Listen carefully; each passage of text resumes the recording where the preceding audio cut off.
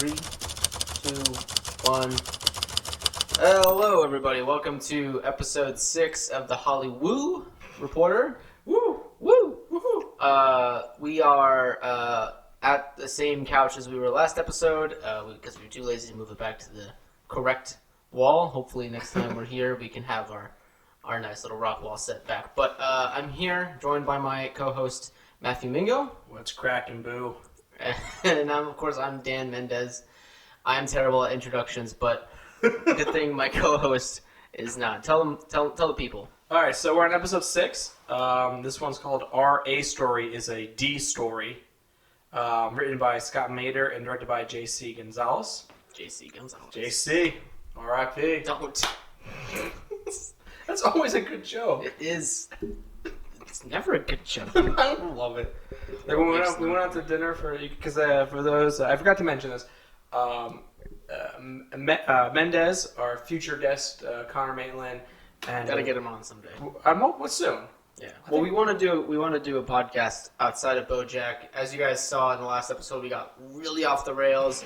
So we just want to maybe put a podcast together where we just riff and have fun. Yeah, but we can have Connor as a guest. Yeah, on this one as a nice little. As a guest. I I have a good episode picked out for him. Okay. One of my favorites. I want to get his thoughts All on. right.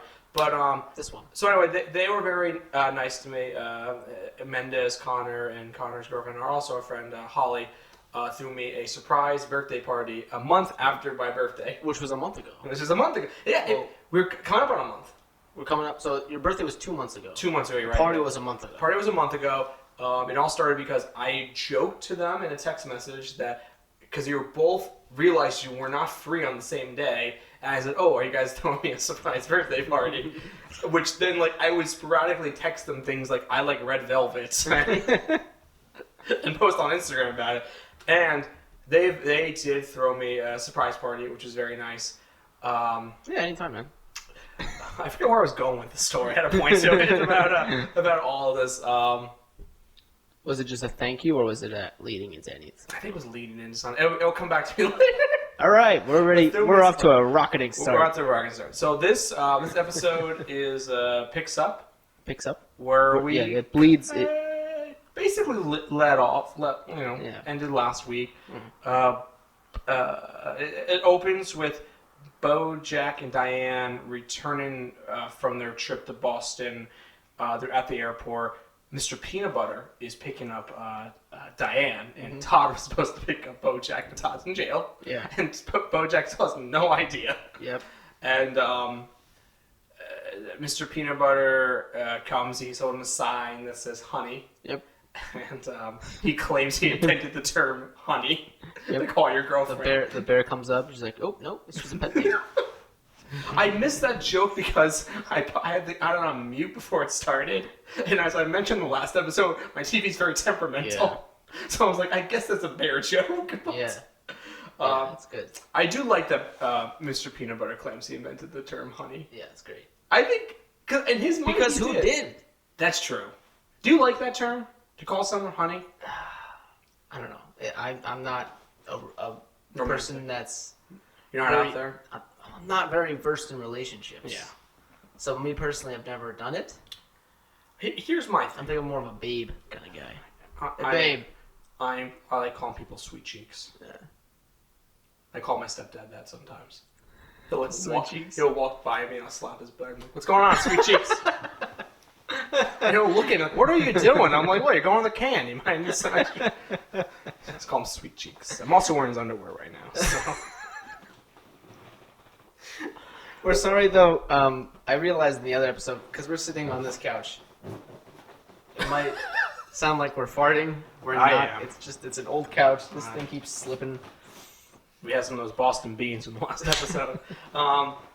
So no, I think when it comes to nicknames, I'm like fine with them, but at the same time, I'm like, maybe don't use them in public like that. Yeah. Like Mr. Peanut Butter. No, I guess it depends on the couple. It depends. If it's an older couple, it's. If it's like an 8-year-old couple, it's kind of adorable because you're like, oh man, you're gonna die soon anyways. Like it's all this. Yeah. Or if they're Southern, honey. Let's go. What do Southern people say? Can I get? They say sweetie more. Oh, that's true. Can I get you a tall glass of sweet tea, sweetie? always wanted to have a Southern accent. I think I was suited for it. Since Todd is in the joint, Bojack does not have a ride. So Diane says Bojack can ride with them, and what I love is Mr. Peanut Butter tried to put the luggage in the car, and he opens it. It's just tennis balls. Hey! I love the tennis like ball a couple gags. fall out, Yeah. you hear a couple fall out, he's like, Oh my hey! god, I love the tennis ball gags. I think they're just the funniest thing in the world. I love Mr. Peanut Butter. We've mentioned this before. He's honestly my favorite character. Other than Todd and maybe Bojack. Yeah, Bojack's like a son. Bojack develops into a character that you like.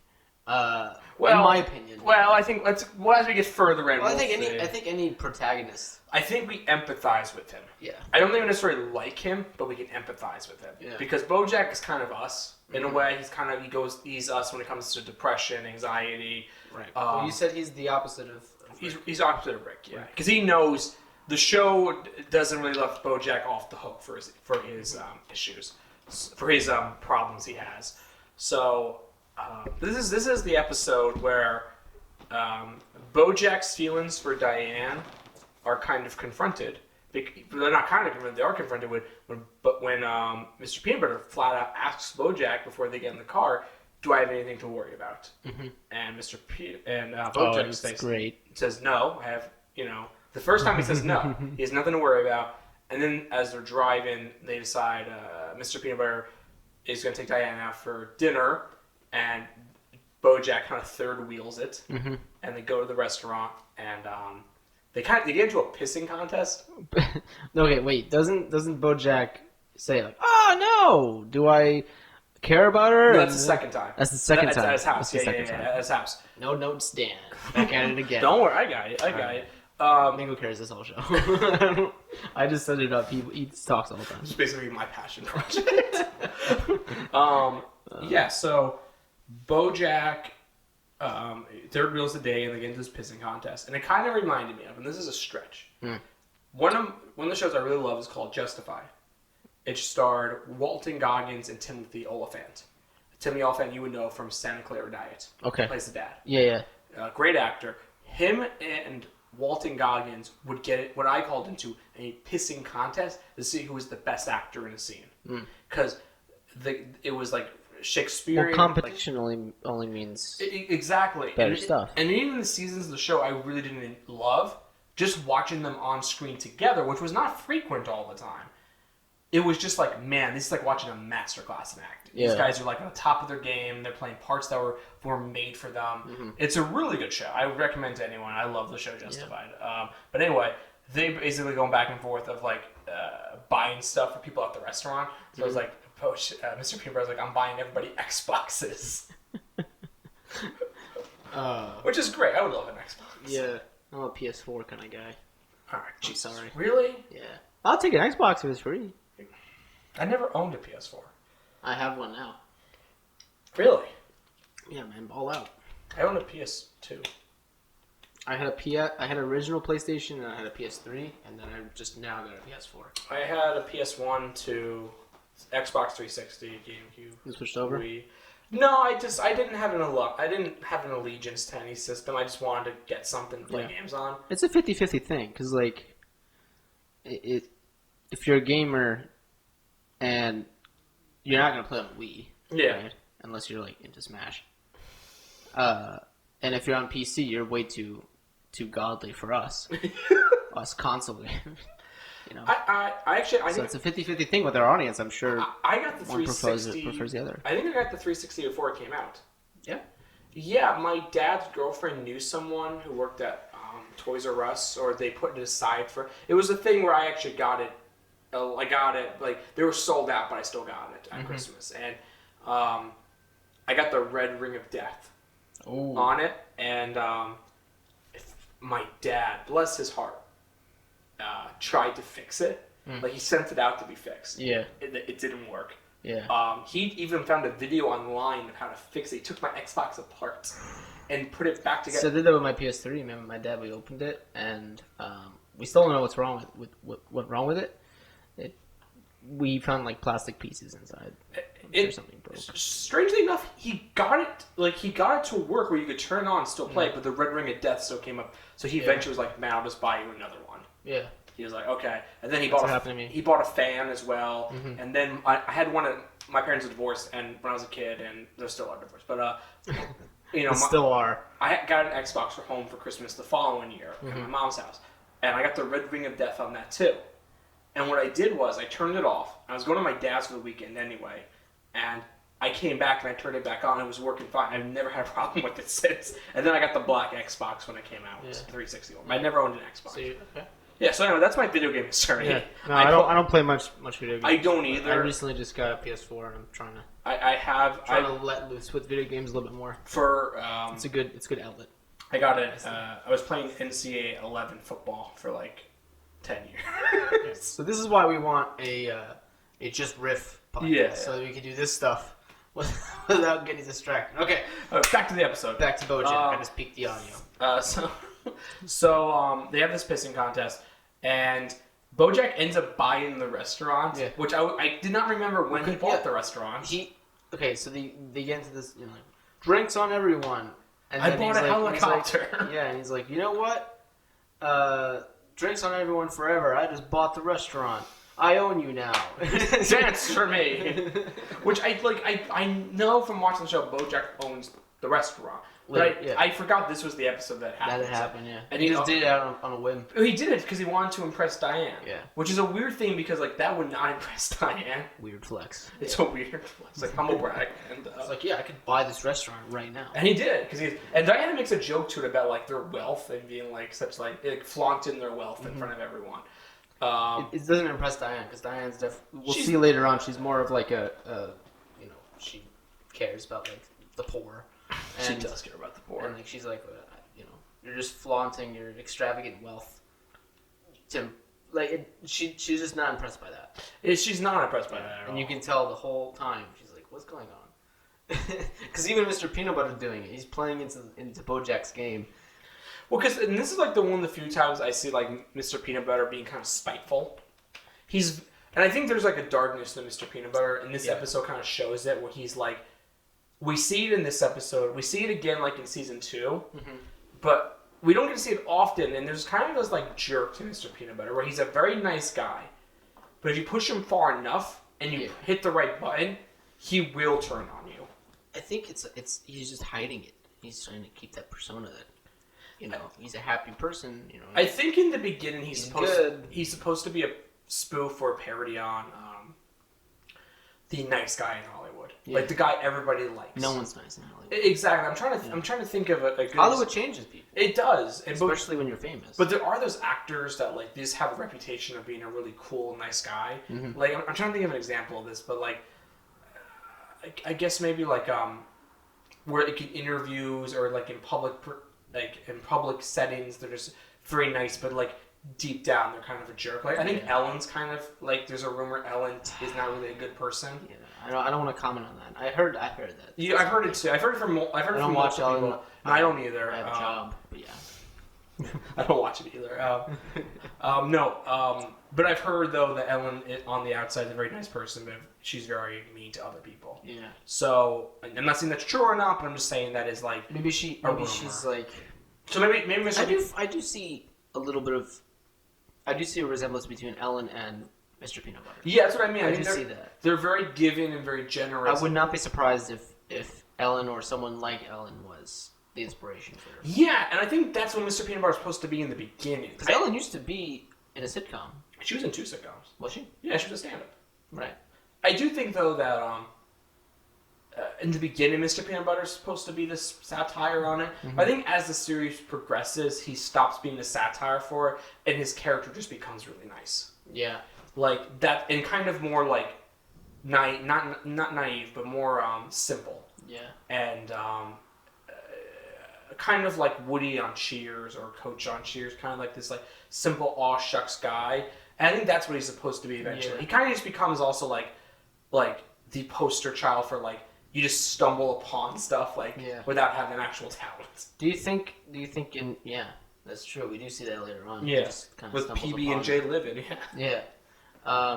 Do you think that, apart from celebrities in real life, there are people like Mr. Peanut Butter that are like super, super nice?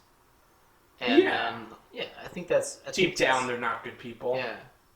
I think we should think about this other than celebrities. No, he's definitely also like a satire for actual human beings, but since the show is a satire for Hollywood in general, show business in general, I think that he's supposed to be... He just represents that. He represents that, but definitely in real life there are people who are like that. Mm-hmm. And it's impossible to tell. Mm-hmm.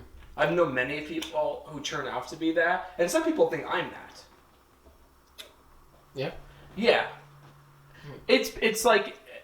I have like an attitude of like I'm very nice to you if you're nice to me, but if you do something that upsets me or angers me, and you push me far enough, I will not go at you, but I'll stop being nice to you. I wear my, I have a saying where I wear my heart on my sleeve. Yeah. I wear long sleeve shirts. You do say that. I do, and like I'm very... I can vouch for it. You does say that. I'm very upfront with my feelings. Yeah. For things, and I don't hide things. Yeah.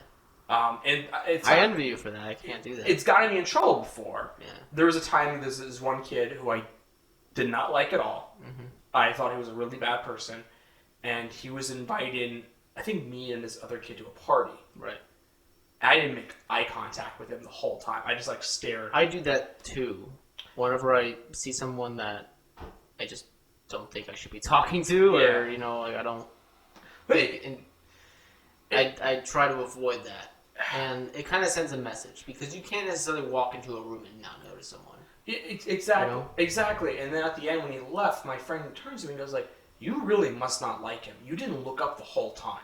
Yeah. I said, "You are very nice to people." Like, I'm not going to explain why I didn't like this person, but like, what he did something I thought was kind of unforgivable in my eyes, and it takes a lot. Right. Shout out to the car that's blasting music outside.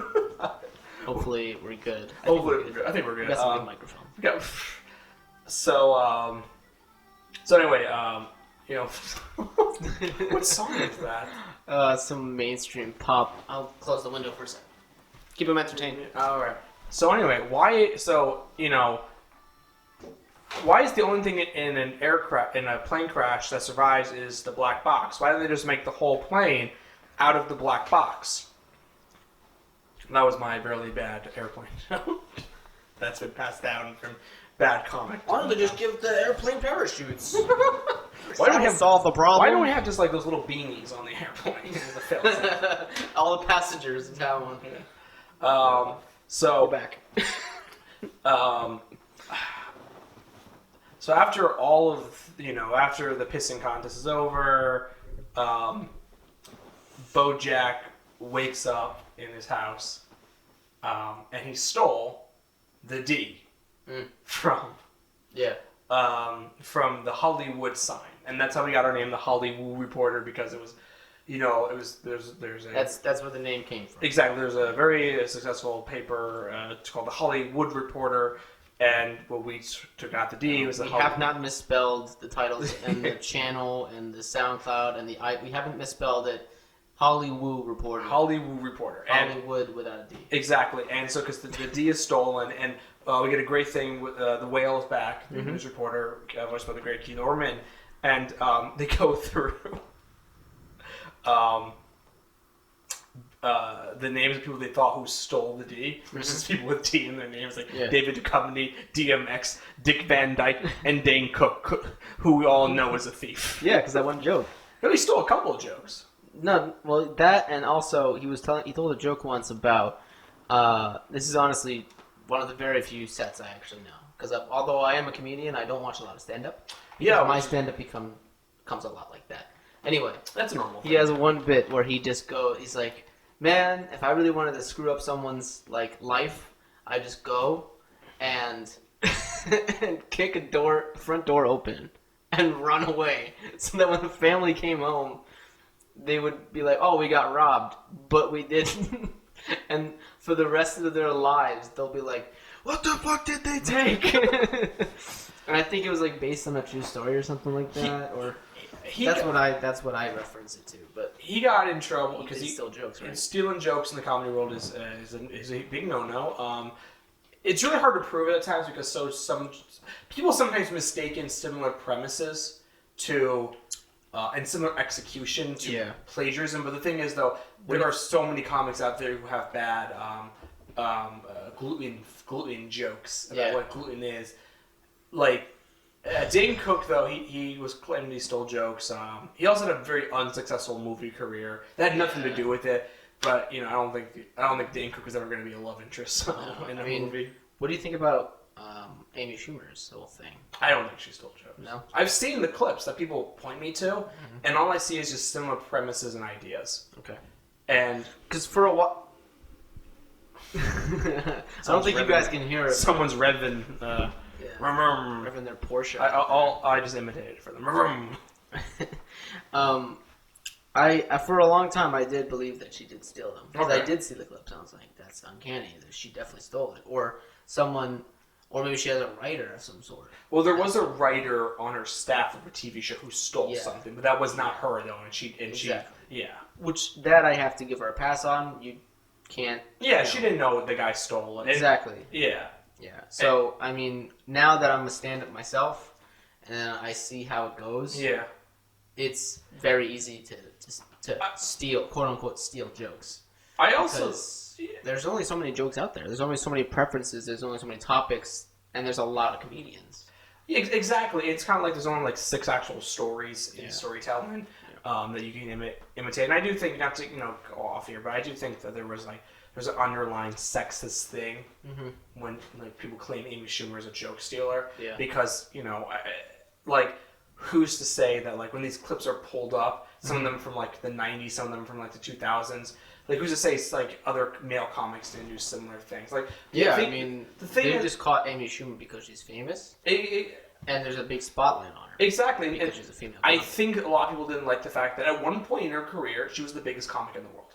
Yeah, she sold out Garden. She had the huge Netflix special. She had a huge HBO special. She had a hit TV show. She was the biggest comic in the world. Even I know about her. And I think exactly. Mendez doesn't. Yeah, I don't know anyone. Mendez doesn't know anyone. I'm serious. I don't know. It's tough. Exactly. We learned doing this podcast because I don't know a lot of the names you bring up. Exactly. And you reference them to TV We're in shows. a building that Dangerfield performed in. Yeah. And Mendez did not know who Dangerfield. I didn't know who. Well, not Dangerfield. Rickles. Rickles. Rickles. Yeah. So I also I had this theory that we love. It's not like a new theory, but like that we love to push women off the pedestal. Like immediately, like when they get to the top of their power, we can't wait to bring them down. Right. We saw that with Taylor. We see that with Taylor Swift. We see that with Amy Schumer. Okay. We can't wait for them to. That's fall. true. That's true. We enjoy their demise more than their climb. Exactly. So in Amy Schumer's case, she stole jokes. Not as men, just as an audience. Exactly. Like Amy Schumer's case, they claim she stole jokes. Yeah. And Taylor Swift claims she doesn't write her own music. But not to mention, like Elton John didn't write his own music. Eric Clapton didn't write his own music. There's a lot of artists that don't write their own music. Exactly. They're just great they're great singers, or they're great musicians. But they don't know how to write dick. Exactly. And what they do is, like, I'm sure at some point... Well, maybe they do, just don't write it fast enough. They don't write fast. They're just not really... They're just really good singers. And what they're they really do good is, like... performers and singers. Exactly. Like, they... I'm sure, like, when they're doing the song, they rewrite something to sound more like them. Yeah. I'm sure Elton John did that. I'm sure Taylor Swift does that. Yeah. But the thing is, we love to do the more... Well, the same way is actors don't write the films they're in. No, yeah. Yet they're the ones that get the awards. That's my comparison a lot of times. I'm like, Tom Cruise... It didn't write that didn't write. Which is why when someone's like, "Oh, they're such a good actor," it's like they're just really good at reading words off of paper. And it's a talent. Now I do have to give them credit; it is a talent because we've acted. Not successfully, but not to the point where we're broadcasting live from whatever studio in Hollywood right now. But you do add your own flavor to it at the end of the day. Even if it's even if you don't change the words at all, it's the way you say them, it's the way you present yourself. That it's like editing video. You could shoot it very well, but 80% of it is editing. I agree. And same thing the other way around. If it's not shot well, it's weird. It's a really weird. So, yeah. I agree with you. Okay.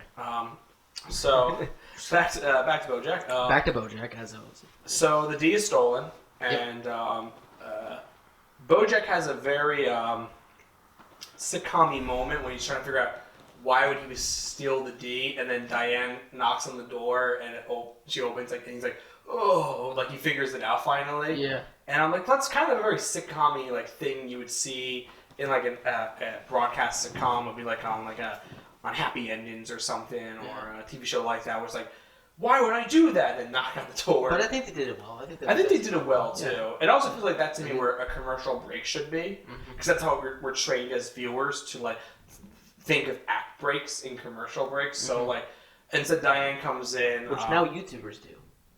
Yeah, they do. We'll be right back after this break, guys. Thank you. Exactly. Yeah, great broadcast news. No, even like cinematic videos that have no like sort of dialogue or anything like that, or story. They're because they know there's ads in the fade middle. out, fade ins, and they purposely place ads there. It's a visual. It's a visual. We were trained visually to look for this stuff, so we're used to it. Exactly. So eventually, Mr. Peanut Butter makes his way back over to the house after BoJack calls Princess Caroline to take care of the D, and she says she'll take care of it. Mr. Peanut Butter comes over again and confronts BoJack again about liking Diane, and that's when BoJack does his like thing of like, would I steal someone's girlfriend? Yes. Well, do I like spending time with her? Yes. Yeah. Do I think she's attractive? Yes. He lists all these things that like yes, and then he's like, but do I like? Which you should be worried? No. I don't know. What did you write down exactly what he said? I did not write down exactly. He said a lot. That's why I like. He listed off like all these things that usually would mean like, wow, man, you're really crazy about her. Yeah, that's the point of the thing. Yeah. That's what we're trying to digest the jokes here. We're not putting things out verbatim all the time. So, when Mr. Peanut Butter confronts BoJack again, I honestly think, looking back on this episode, he should not have confronted him in the car. Because I think they did it so close together within like 7 minutes or so that it didn't feel like enough time has passed. I feel like what should have happened was when they got in the car, there should have been like, you should have dropped in like hints and like symbolism for BoJack liking Diane, and Mr. Peanut Butter got more and more jealous and concerned, and then he confronts BoJack. The fact that they do it so close together kind of undercuts it a bit. Yeah. Because you're like, we didn't need the first one because we had the second one. Like we already know BoJack has a thing for Diane because you did it once. We don't need to do it twice. So I'd rather him done it when at BoJack's house than rather than pick him up at the airport. Yeah. They basically though what happens is Mr. Peanut Butter agrees to help BoJack out getting rid of the D because Mr. Peanut Butter realizes that he stole the D to give to Diane because at the restaurant, we forgot to mention that Mr. Peanut Butter gives Diane a bracelet with the D on it for Diane. So he stole the big D to give it to Diane. BoJack did. And basically, like, BoJack doesn't want this in his book and doesn't want Diane to know about how embarrassing this is, so he Peanut Butter agrees to help BoJack out with this, and they come up with this plan, right? Which is like, basically, we just need a distraction to get rid of the D. And there's a moment where they're coming up with the plan where there's mustard on the table, and Mr. Peanut Butter goes, "Oh, let me move the mustard," and BoJack goes, "No, I might want it later." And Mr. Peanut Butter goes, "Okay," and like he's like thinking, like, all right. Like Mr. Peanut Butter's like down with the plan, that we might need mustard later. Yep. And the plan basically, again, the distraction is BoJack goes on a building, and starts raining money down, $1 bills. Yeah. And if that's not funny enough. Everyone that's getting rained on, that's showered with BoJack Horseman's money, is like it's $1. They're dollar bills. It's like pennies. But if you it's the new pennies. But if you gather a lot of them, it's still a lot of money. It is though. I mean, like, I guess if you found one on the street, you'd be like, oh, I found $1. But I guess it's getting there where it's like, whatever. Who cares cash? Except me. Even actually all like coins. Now if you found like, oh, cool, quarter. But like, I collect them. Yeah. I change them in. What if it's just a regular quarter? No, I don't collect them and like I put it in a case. I take it and then I have a jar. Okay. And at the end of the year, I have like $100. Yeah, no. But I'm saying like people in a hurry. Yeah, I understand what you mean. Yeah, I'm saying so. It's a joke because they live in such a high society. To throw dollar bills off of a rooftop is basically like pennies. Exactly. And the best part is, though, the distraction works because none other than Beyonce. Was it Beyonce or Rihanna? It was Beyonce. Beyonce or Beyonce, yeah. She walks on through, slips on the money. Ow! My ankle. And That's exactly how she...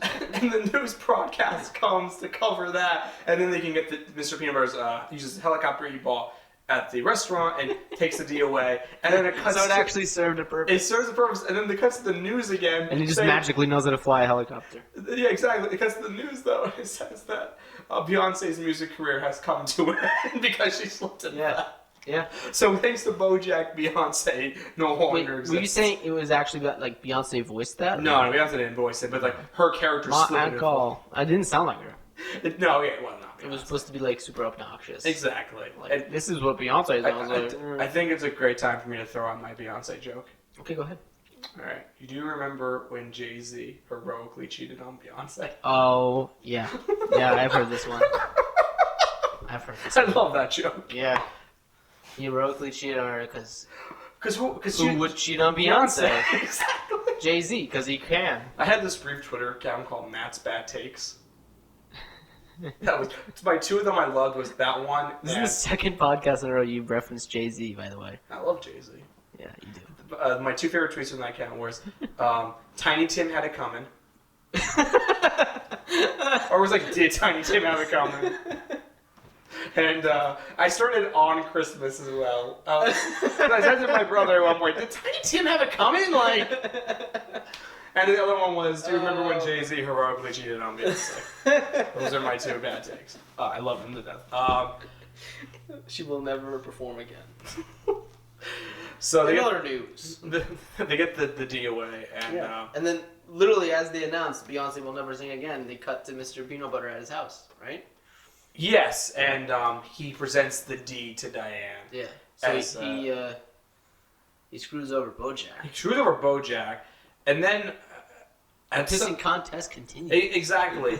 And what I love is Princess Caroline confronts BoJack about this, and says, I believe it's in this episode, where he basically confronts BoJack into saying like, you only love her because you think you love her because she knows all these personal things about you because she's writing a book about you, so she needs to know this stuff about you. Right. So you feel like you can talk to her because that's what she's paid for. It's kind of like how that's what she's good at, is making people come out. She alludes to that and talk about their stuff. She alludes to it in the last episode where when her dad dies, BoJack says, "I thought you had those fond memories of, watching the stars with your dad," and she goes, "Yeah, I used a writer's trick called lying." And but to get BoJack to open, because BoJack doesn't really open up to people, so when BoJack does this, he feels like he has this strong connection to Diane. And I will say, they do have a connection in the way the show plays it. Right. It's not like a one-sided thing. You could definitely tell Diane is maybe not interested in BoJack in that way, but she's interested in him. In what turns into like a friendship thing and a very close bond. Right. I do think what Princess Caroline's saying though, like, I think everyone does is that you feel like you have a connection towards someone, even though it's one-sided. Right. I think it's a normal thing, and you see a lot on the internet where guys will talk to girls, or vice versa, and they're opening up to them, and then they don't open up to you, right? And then you feel like you have a close connection to them, even though you really don't know them. Yeah, it happens a lot. No, it happened to me. Yeah, it happens to everyone. Yeah. We'll hug about it later. Off air. Off air. Oh yeah, we hug off air, guys. Yeah, all the time. Yeah, it's beautiful. It happens. I hug Mendez all the time. Fuzzy teddy bear. I am, and you pull on my string, and I sing like a canary. I gotta wake up. I'm getting tired. We're recording late again. So. Second podcast of the day. Second podcast of the day. I watched last week's. Trying to see what else. Same spot. This is a very plot-heavy episode. Yeah. A lot goes on because you have the previous episode. The previous episode. Here we go. My notes. there's a cutaway joke in this episode. We had last one we had none. Yeah. I think the one before them we had none too. We had a cutaway joke at 18:30. They're using them selectively now. They are, and I really like this one because when BoJack talks about his emotions, it cuts to him putting his hand over the burner of the stove, Nothing on the inside, nothing on the outside. Exactly. I'm like, that is the perfect. And it's not even like he's wearing a robe. Like he just woke up all depressed, and he's like, nothing on the inside, nothing on the outside. Exactly. Oh my and that's it. That's the whole kind of. And it's a good joke. Yeah, you're It's expecting sad. more. You're expecting more. Exactly. It reminds me of that joke in the couple episodes ago where BoJack talks about like leaving the nest, and it's like of the mom pushing the bird out of the nest of the apartment, and the bird dies. It's like he wasn't ready. It's not your fault.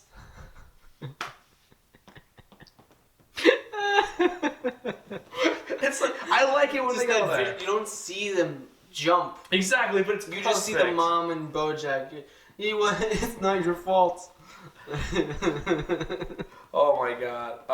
So It's the second suicide thing in this show and in this podcast. oh, there's gonna be a lot more of those. Yeah. Next thing you know, wait, I do wish in this episode we had more of Diane's perspective. Right. I feel like in these shows, and again, it is called BoJack Horseman. Right. Yeah. So I do think it makes sense that it's a lot from BoJack's perspective. Right. But I think in media, and film, television, we don't get a lot of the female side in these types of situations when the girl doesn't really have the same feelings. Right. So it could be hard to judge. Like, oh, well, they won't date. Exactly. And I do think we're supposed Because you're just seeing it from the guy's side. Exactly. I'd love to see it from Diane's side. But I think that I think that society is slowly changing in this aspect. But it's because it all starts with dudes making the first move in real life. Like you have to ask her out. You have to. I think you that have to do all that. I think that's becoming more of an antiquated way of thinking. Exactly, Yeah. but it's still a thing. Yeah. Which is why I'm still single. I'm a little bitch. But I mean that's really why it's written that way. I think so. I would have loved. Yeah, you're right. It's becoming. I really would have loved if this episode just had moments of like, does Diane know BoJack has a thing for her? If so, how does she deal with it herself? What does she feel about that? Right. We don't get any of that. I would have loved to see that because I do think that is more interesting to me than necessarily BoJack. Because I think the only time you see that is in like teen movies that are marketed specifically to. Like, And I watch all of them. No, I mean like I that's really the only time you really see that. I mean, there's not a lot of times, many movies about like a girl and she has a crush on a dude. No, but I'm saying though, what I would love to see is like someone has a crush on someone else, but we see it from the person who doesn't have the crush. Oh, okay. That's what I'm saying. That's right, because Diane doesn't like BoJack in that way. Right. And I would love to see that from her perspective. Mm-hmm. Because I think that is very interesting. What do you think about BoJack and PC's chemistry? You got like they have a very tormented relationship because we see in the next episode we get more into the relationship because we know in the pilot that they dated, right, that they broke up. I think that their relationship is very unhealthy. Mm-hmm. They both find each other when they're like sad and depressed and want to give up on their careers or they want to move on for something in their life. They find solace in each other, but it's not for the right reasons. It's as a distraction or as a consolation for what they didn't actually get. Right. And it's very sad. Mm-hmm. It's kind of like how people have like backup plans. So like, well, it's like us, you know, if we're both single at 40. We're going to get married. We're Yeah. gonna do it. Yeah, go for it. Guys. Yeah. Like, I mean, I asked Connor the other day, but he's happily in a relationship. Exactly. Me and Mendez are like 40. He doesn't want to think about the future in that way. When I asked Connor to marry me, he wasn't that keen on it either. So Mendez and I are single at 40. Us two straight men are going to get married. 10,000 patients. That's right. First of all, we'll get married.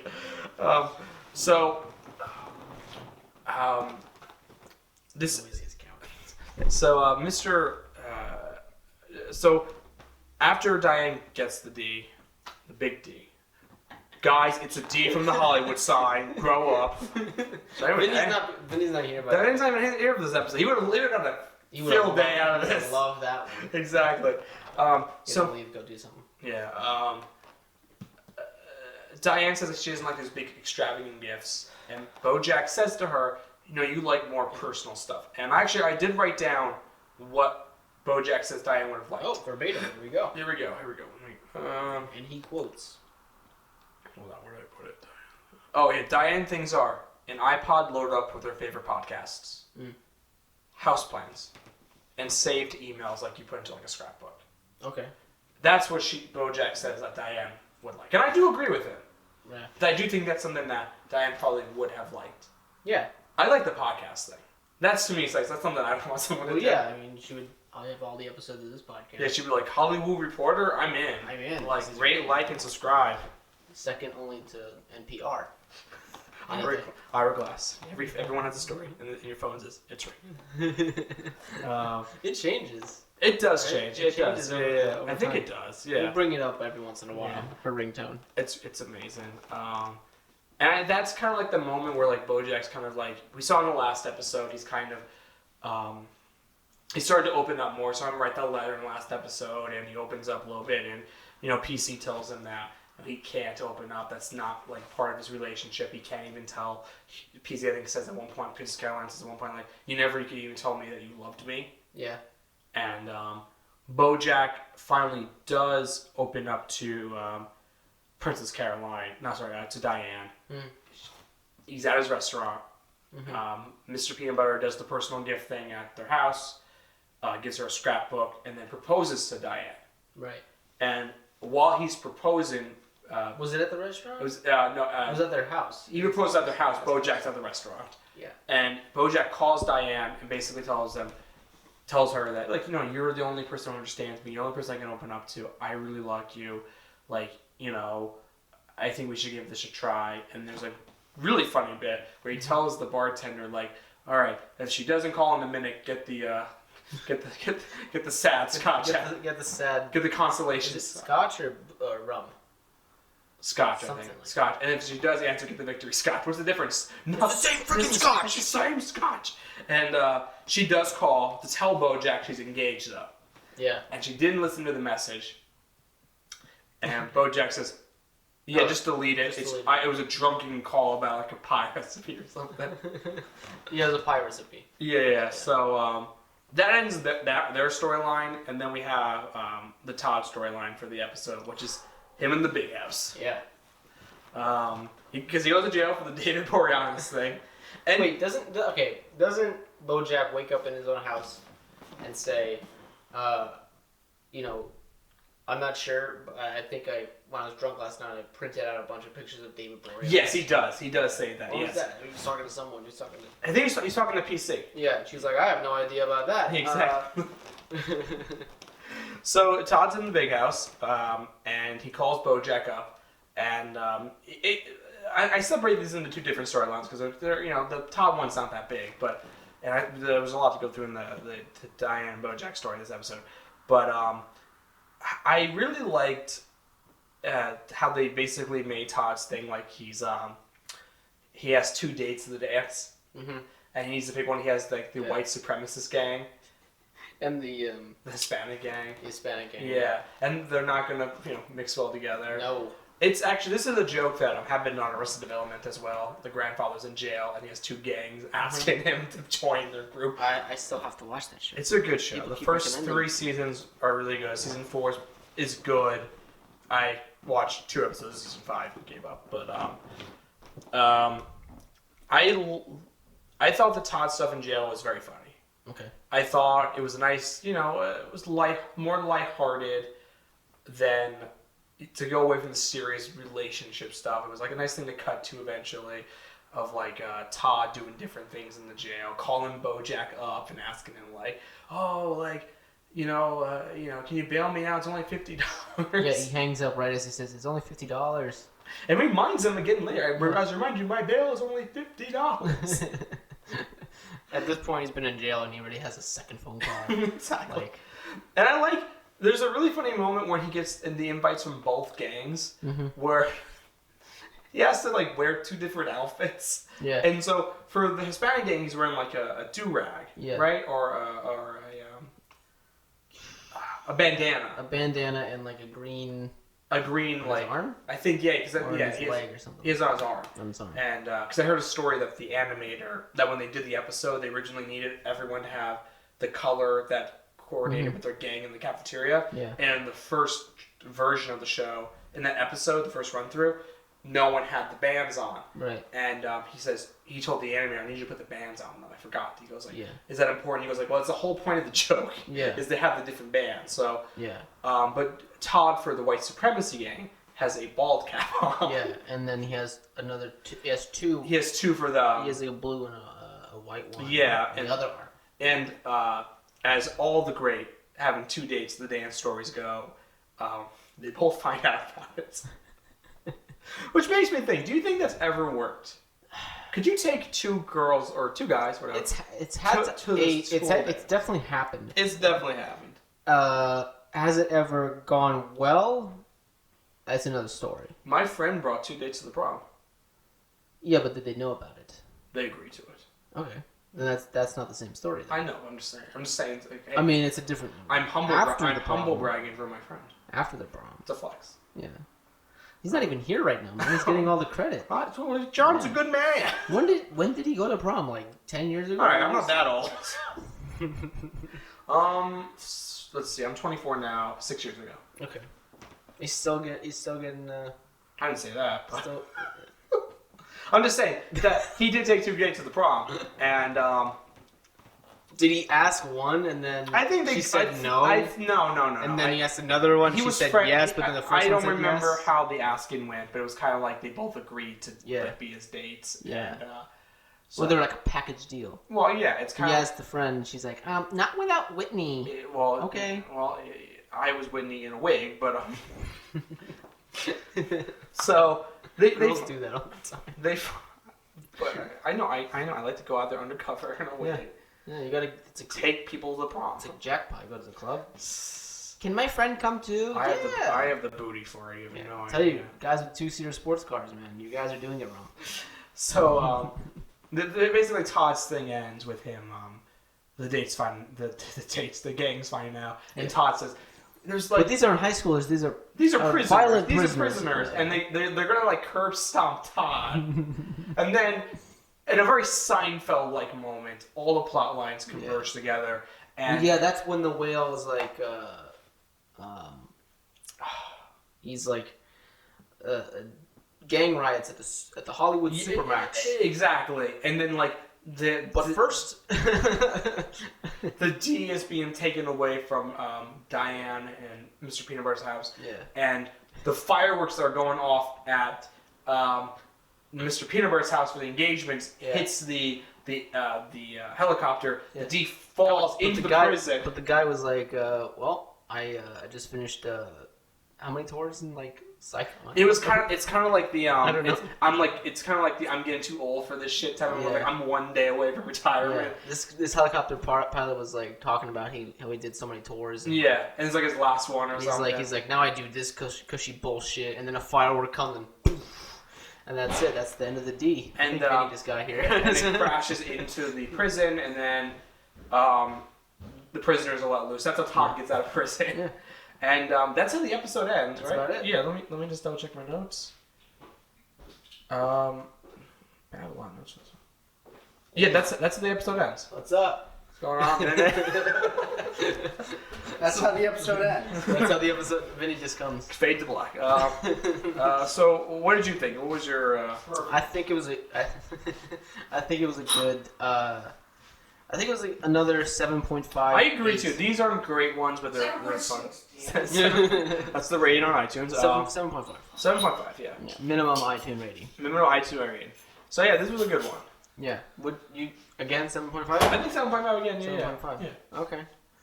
Well, thank you guys for watching. And listening. This one was also a pretty long one. This is a I think. long one. I'm surprised you guys are still going. I'm tired. Me too. So we're gonna go to bed and the same bed. And that's for the Patreon. That's top tier clients. 7.5 minutes. You think I have that much stamina? Oh, Finn, you have no idea. That's very grateful. It was longer than 2 minutes. You got a lot of stamina in the podcast. We blew it all on the podcast. Ooh! I was worried. I thought you guys were going to come back and you're just going to be sitting here like, can we leave now? So thanks for listening. Couple housekeeping notes here. Please leave us a review. Yeah, wherever definitely you listen to this. tell us how we're doing with this podcast. Exactly. Hey, there you go. He's giving us a Santa. Doesn't even move. I think it does. Hold on. Oh. This is the saddest Santa ever. He's stamina shot. This is like Santa being like Rodney Dangerfield and Back to School being like, I can hang with the kids. Are we gonna get copyrighted for this? Oh, for Born to Be Wild? Maybe. It doesn't matter. This is an hour-long podcast. I don't know. We probably said something to demonetize I can't this. imagine this company paid the licensing rights for that song, so... So It's Santa. Santa got it for free. There you go. Santa gets everything for free. Leave us a review. It helps us get noticed more. We're about halfway through season 1 almost. Actually, we are halfway through season 1, 12 episodes. Yeah. There you go. So please leave us a review. Please tell a friend, subscribe, rate, like, all that nice stuff. Yeah. By the time this is up, our social media will be up there and it'll be in the show everything. notes. Hollywoo Reporter. Yeah. Thank you very much. By the way, if you're listening to us, we also have video, so you can see exactly what on Vinny's, YouTube, what Vinny's doing. Yeah, and you can watch us on YouTube. Yeah, you can. This one, I guess, doesn't work anymore. Oh man, there's so many cool little things here. Yeah, no, that's shot. What even is that? That's like Rodney Dangerfield now. It is shot. It's a Russian Boston. Just like Rodney Bostonian. Dangerfield. It's a Russian Bostonian. There you go. All right, now we're gonna go to the bar after this. So, big thank you to Vinny for letting us use the space second time. Thank me. Space doesn't get used otherwise. We think that this podcast is a good home here. Yeah. And we will continue to film here and record here and do all the things here. So, did you like the couch? Did you like the rock wall corner? It doesn't really matter if you tell us now because we probably already switched back to the rock wall Exactly. corner or stayed here either. We're in the shower for the next episode. Tell us what you think, what we could do better. We're pretty new to this. Yeah. That's about it. Yeah. Thank you for watching. Than't you for watching. Watch out the last word. This has been the Hollywoo Reporter. Let them know if they should keep the space but get rid of Vinny. You can vote. All right. Until next time, folks. Have a good one. Peace out, guys.